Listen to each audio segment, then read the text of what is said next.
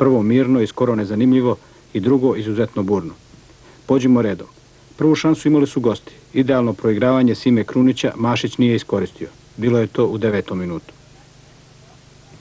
Nakon slobodnog udarca Košutića u 26. minutu Šimičić je glavom šutirao pravo u golmana Karavajeva. U 34. minutu pogrešio je kapiten OFK Beograda Terzić, no Žorić ne uspeva iz povoljne pozicije pogoditi gol.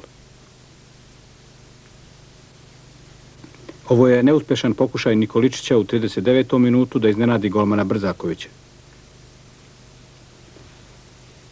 Drugo poluvreme počelo je isključenjem Paunovića zbog drugog žutog kartona. I pored toga domaći imaju terensku inicijativu, a gosti prete iz kontranapada. U ovoj akciji Brzaković je intervenisao u stilu svog prezimena.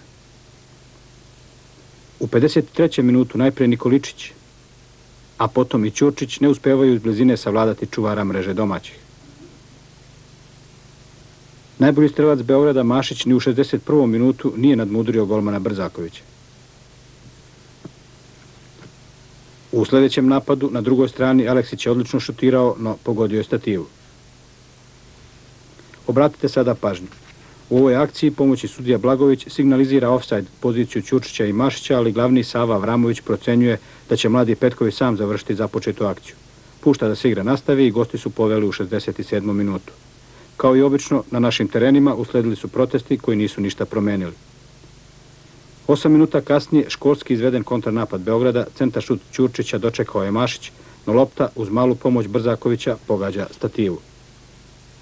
Još jedan kontranapad gosti nisu iskoristili. U 64. minutu slabo je šutirao Petković. Domaći su nastavili sa igrom na sve ili ništa i 2 minuta pre kraja lepu akciju čitavog napada Žorić završava pogodkom. 1-1, lepa nagrada fudbalerima Radničkog za borbenost i hrabru igru u drugom poluvremenu.